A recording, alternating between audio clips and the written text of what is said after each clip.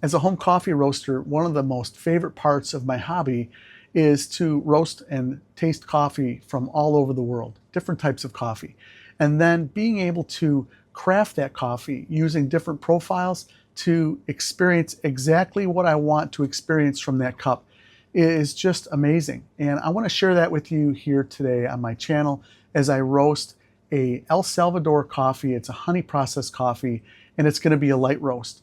And the roaster we're going to be using is going to be a surprise to you. Before I share that and before we get into the roast, if you're new to my channel, this is what we do here at the Virtual Coffee Lab. I roast on a lot of different types of coffee roasters, and I use different profiles, and I share my experiences with you. I'm a home roaster like you. I make mistakes. I'm learning along the way. And one of the ways that I interact is through the comment section here on my videos. So as you watch this video, if you have questions or comments and you have experiences you want to share, go ahead and do that in the comments. I'd really appreciate it. Okay, so we're going to be roasting on the Behmor 1600 Plus. If you don't have a Behmor, don't leave, because there are going to be some things that we talk about here in this video that will be helpful for all of us who roast coffee at home, not just people that roast on a Behmor. I've had this roaster for over 12 years, probably closer to 14 years. It's been an amazing roaster for me. And again, as I mentioned earlier, I roast on a variety of different roasting machines. So the Behmor has been a great roaster for me. And some of you are using different roasters, but you can still get something out of this video, so stick around. Also, at the end of the video, as I share the results of this roast with you, I want to let you know that I roasted this coffee on the Behmor, I roasted it on the M10, and then I also bought this coffee already roasted from a local roastery who does an excellent job roasting coffee. And I want to share those roasts, what they look like. I'm going to compare them, and we're going to talk about the taste, the tasting experience as well. One of the things with the Behmor 1600 Plus is it's not a fast and hot roaster. It's a roaster that takes its time, and I need to roast on the faster side and the hotter side, and so I'm going to have to compensate for that. So one of the things I'm doing is preheating this roaster. I pre-warm the roaster 2 times to 250 degrees, and then I will start my roast. I'm going to be roasting 6 ounces of this El Salvador honey processed coffee. It is a Mauricio Salveria Finca Himalaya El Salvador honey processed coffee with tasting notes of vanilla, black cherry, dried cranberry, and the varietal is Amerigape. Our goal is to roast under 12% weight loss. That's going to be a light roast. That's my target, and I really want to get a roast that's maybe 8 or 9 minutes. I'll be lucky if I can get a roast that short here on the Behmor. And I don't want high temperatures. I want to have lower temperatures for a lighter roast. We'll talk more about that as we roast along. There's ways to do that, and there are things that you should watch for to help you achieve that.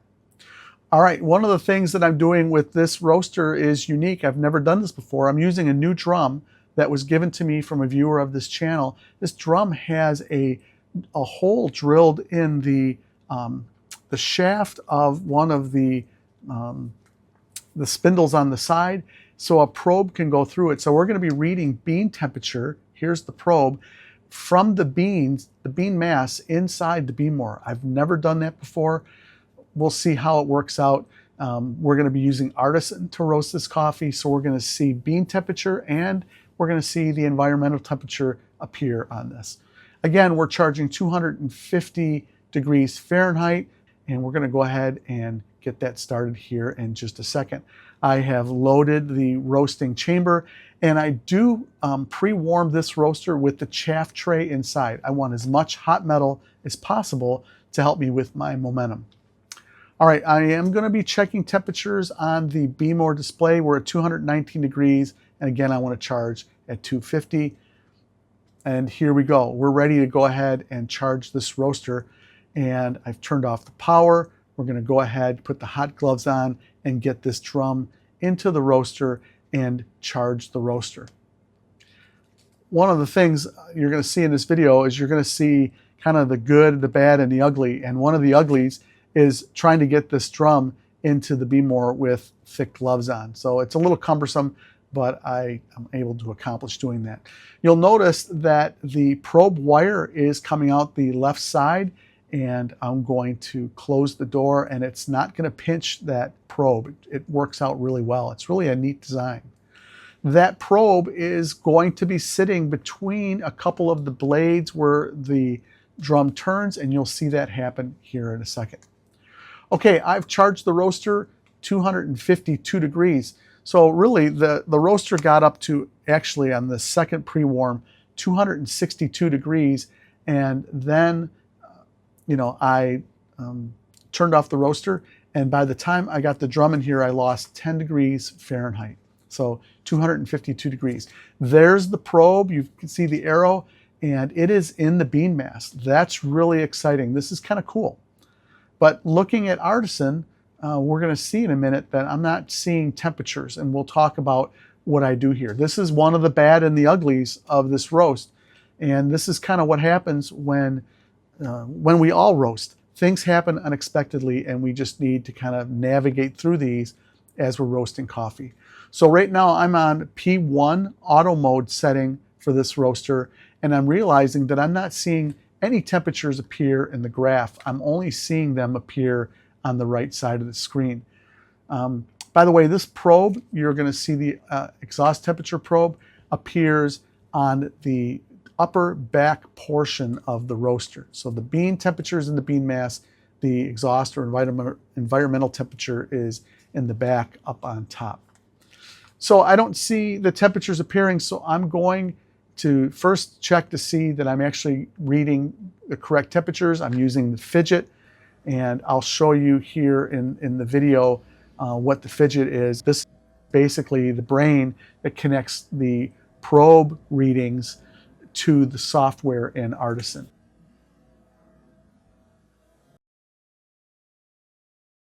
And I see that there's temperatures on the right, but I don't see anything on the graph.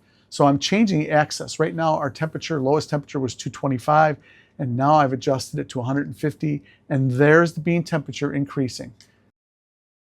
All right, the same thing is going to happen in just a minute with the exhaust temperature. I'm watching the bean temperature on the Behmor digital display because I don't want to max out the temperatures so that I overheat the roaster and it shuts down. So I'm going to try to stay between 320 and 330 degrees maximum temperature. Okay, so now we've got both the exhaust temperature or the environmental temperature as well as the bean temperature. Why are we showing both of these? We're showing both because it gives you an idea of potentially how much energy I have in the roaster. Is that temperature an accurate reading? No, it's not an accurate reading. I believe that the environmental temperature, that red line that's being read, is being influenced from the light in the roaster.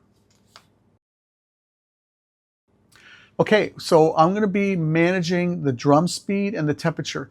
I just turned the drum speed down. I thought that I turned it up. That's another bad that happened here on this roast. But we're going to correct these things here in just a few minutes. All right, so now I'm going to go ahead and just take another look at the axis because I know that the exhaust temperature is kind of low, and so I've changed the upper axis to 600 degrees. I am going to need to change that again because it's going to disappear and get too high. Okay, I'm not sure why turning point showed up here. We have a good bean rate of rise increase. The rate of rise isn't necessarily displaying here on this graph. I use Artisan with different types of coffee roasters. And what happens is I have to change the setup of the Artisan display for each coffee roaster. And I thought I was using the proper Behmor display, but I'm not, and so that's why it's not perfect. Is that important? Is that going to mess this up? It's not going to mess this up because ultimately I'm using these temperatures as kind of a reference of what's happening, but I'm still using my senses. I'm still using the Behmor temperatures. So now we have gone into the manual mode. We're at 75% power right now on the Behmor. You're going to see I make changes. Here I'm monitoring the temperature, the B temperature, and I'm making sure that we're not going to max out. We're at 322 degrees Fahrenheit, and I don't want this to get really high and really hot or it's going to shut down. I'm using the 1 pound setting. I did tell you what my charge weight was, but I'm using the 1 pound setting. That's an 18-minute setting on the timer for the Behmor, and the fan is going to kick on, I believe it's 7 minutes. I was a little confused about when it's going to start because normally I use the 12-minute setting and the fan turns on at 5 minutes. So I'm kind of wondering about that, trying to remember what the correct fan setting is, because that potentially can influence the roast. The Behmor fan will turn on and that starts to lower temperatures. And so I'm being strategic about my power settings and knowing that this fan is going to kick on and it could influence it. All right, we're at 5 minutes and 50 seconds. We just reached dry end at 5 minutes. At 5 minutes and 42 seconds. That's exciting. We're moving along here pretty good. Bean color on this roast looks beautiful. I'm getting some nice aromas. We've got some good roast progress. And now I want to maintain this momentum without going too hot. And so I'm watching the temperatures. We're right along the top line, max line. And so we're at P4 right now. And we're going to be bouncing around the temperatures to make sure that I don't max things out. I've cracked the door open just briefly, just to lower the temperature a little bit because I was getting really close to that 330 mark. I'm really riding that line. I've turned the power down to P2, which is 25%, and we're going to be toggling the power up and down just to maintain a higher trend so that when that fan turns on here in just a little bit, we won't lose all of our momentum.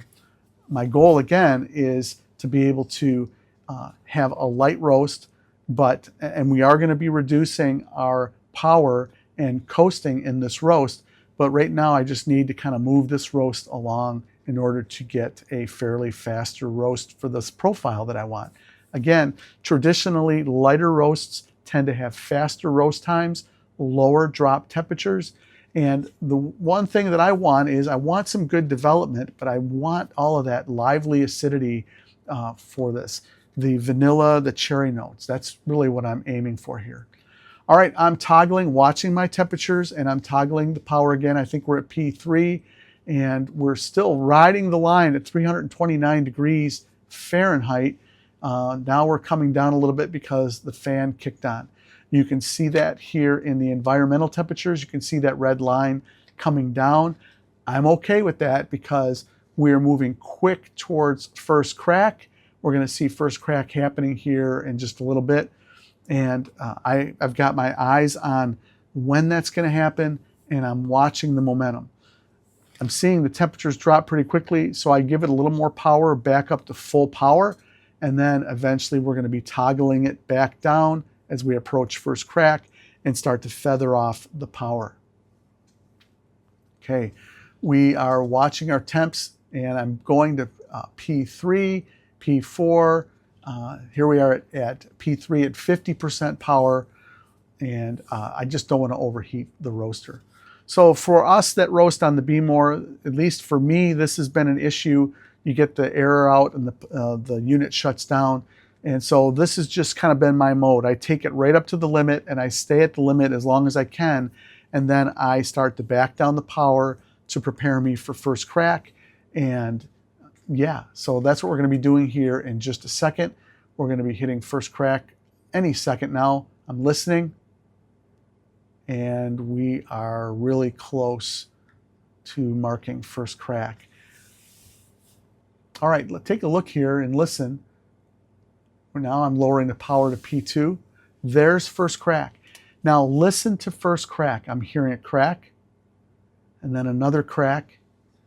And I'm listening to the pace of first crack. This is really important if you're looking for a light roast. Some of you think you've got to fly through the development phase and crack all the coffee. You don't have to do that.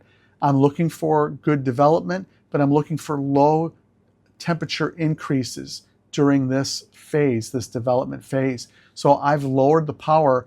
I think I'm even at either 25%, or I turned the power, I'm coasting at either 25% or 0 power right now. And we're going to be dropping the coffee in probably about 10 seconds. And I'm really happy with the progression of first crack. We're getting close, and here we go. We're going to go ahead and drop this coffee. Artisan goes ahead and it marks it automatically that we're dropping it. I'm opening the door, and out is going to come the chaff tray and the cassette. And I'm going to get this coffee cooled as quickly as I can. That's my goal. And I want to try to get this coffee cooled in the next minute or two. We are still going to get probably a little more development going because the beans are still hot. But generally speaking, I'm really happy with the total roast time. A little longer than I wanted, but we had good control. We didn't fly through the development phase with cracks going out of control. And that's good, because my hope is that when we look at this coffee, it's not going to be dark. It's going to be a light roast, a truly light roast coffee. Okay, the coffee has cooled, and now it's time to measure the beans, measure the weight loss of the beans. All right, take a look at the beans. These look really good. This is definitely on the lighter side. Yeah, so let's go ahead and weigh these out. We started with a charge weight of 170.1 grams. That's about 6 ounces of coffee. And our ending weight was 150.1 grams. So I take 150.1, I divide that by 170.1 times 100 minus 100, and that's going to give me an 11.75% weight loss. And that's exactly where I wanted this to be. I'm so happy about that. Several days have passed since I roasted this coffee. I'm really happy with the result. I brewed this coffee this morning using the Kalita, and I've got the actual brew results right here. You can take a look at that. I'm using part of the D-Fluid system to measure this coffee and the brew results, and I am brewing within the golden cup zone. There's going to be a future video talking about this that I want to share with you. It's changed the way that I brew my coffee. It's really interesting, and I'm excited to share that with you. But yeah, I brewed this, and it's very clear. The notes are very clear. I definitely got a very clear cherry note, a vanilla note. There was some nice subtle sweetness that kind of worked its way in on the tongue. There was no bitterness, there was no underdevelopment, and there was no roastiness at all. It was just a great drinking experience for this honey processed El Salvador coffee. Now, I put this under the color meter from D-Fluid. You can reference my previous video that introduced that to you guys. And it shows that this is a very light roast. It's right on the edge of light to very light. And when you hear very light, you think underdeveloped. And as I mentioned, there was no woodiness, there was no hollowness. There was just some very good clarity in this cup. But what's really interesting is I put 3 of the same coffees under the color meter. The Roastery is a extra light. The M10 is a very light, and the Behmor is a very light. So the Behmor roasts 77.7 on the Agtron, and the Roastery roasted it, and it's a 77.2. They're very similar in color, and that is kind of cool. Now, I'm not going to say that the one coffee is better than the other. What I am going to say is the Behmor did a great job. And the Roastery did an awesome job on their roast. And the M10 did a great job on its roast. They were all coffees that tasted very similar. So that's cool. And that is neat to see that we can roast great coffee on a Behmor. I'm really excited about that. And for those that have a Behmor, don't be discouraged if you have had challenges roasting light. The key is to be able to use a lighter charge weight.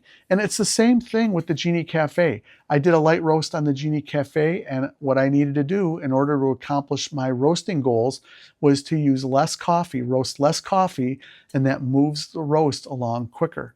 I would love to hear your experiences if you're a Behmor roaster, if you've tried roasting light. What have your challenges been? What have your experiences been? If there's something that you saw in this video that surprised you, or something in this video you wanted to ask questions about, do that in the comment section. For those of you that use other types of roasters, what do you think about the roasting approach of roasting a lighter charge weight? I do have some free resources out on my Buy Me a Coffee site.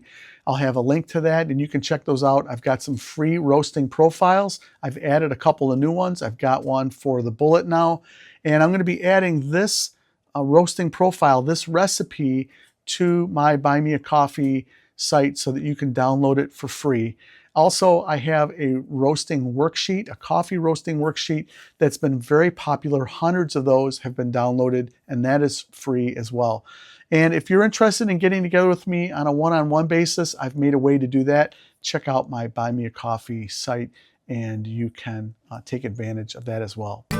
All right, well, thank you so much for watching this video. If you like what you've seen, hit the like button.